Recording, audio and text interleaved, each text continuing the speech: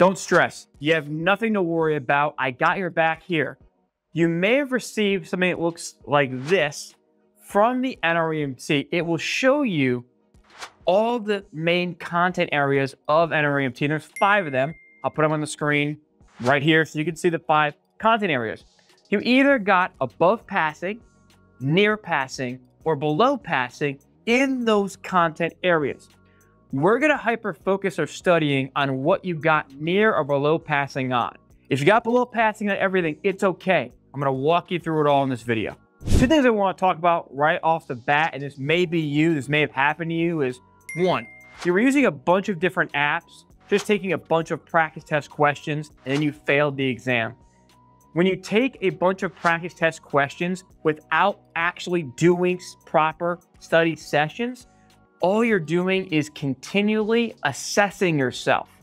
You're not actually studying the 5 areas of registry, right? So that we're gonna change that. More on that later. Second piece is, how do we actually structure a proper study session? So works for a lot of my students, and myself include as well. A lot of my students suffer from ADHD, for example. A lot of us in EMS are like that, right? So I would have you break up the study sessions into small bits and take a break. Small bits, take a break. Let's say you had 1 hour to study. You would study for 15 minutes, take a 5-10 minute break, and then just re-go through that. And you're studying content in these areas right here. Again, especially if you got below or near passing, hyper-focus on that first. There's no need for you to go through Nremt alone. A lot of students, when you take Nremt, you're out of class, you've lost that community. So you don't want to go through it alone. You want to get study buddies, study partners, bounce ideas, bounce topics off each other, quiz each other, right? Once you've gone through the content. Now, the second thing is you need to change your study plan. You cannot do the same plan that got you to the failure. So what does that mean? 2 main things here. You either need to double the amount of time you're studying, or you need to change your plan. And I would say or, both things work there. If you only study for 2 weeks, I want you to bump it up to 4 weeks, and I want you to add more content into your study plan. Let's talk about questions. Let's talk about you actually sitting there and taking the exam. When we're talking about questions, many students rush through the questions because they see something in the question, they go, oh, I'm going to skip through it. I think I know the answer already. They see it in the answers. They pick at the answers early. They click it and they move on. They rushed. You don't want to rush through the questions.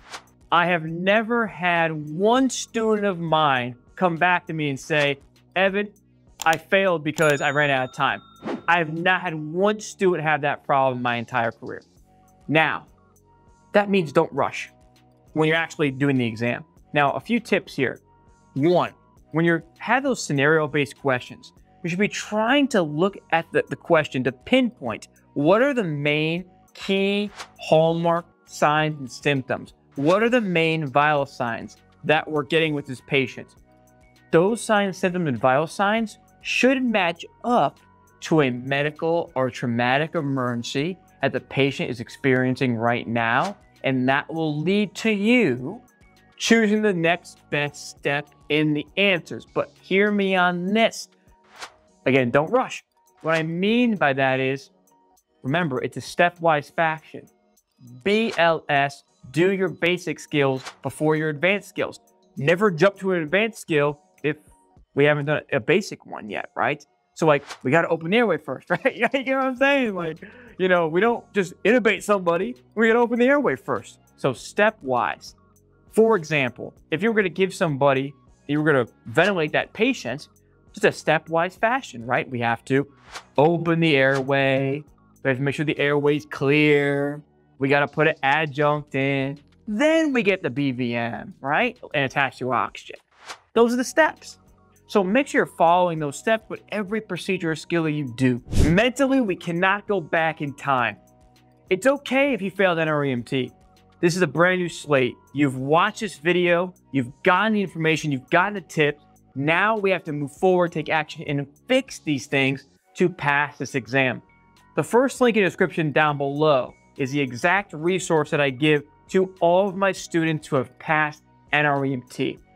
It includes the video vaults, so all the videos to study content, quizzes and assessments, so you can assess yourself after you study the content. Make sure you're ready for the exam. And finally, the community, so you can bounce those ideas, network with other people that are going through and preparing the same way that you are. I look forward to all your success, and I will catch you on the next video. Let's go.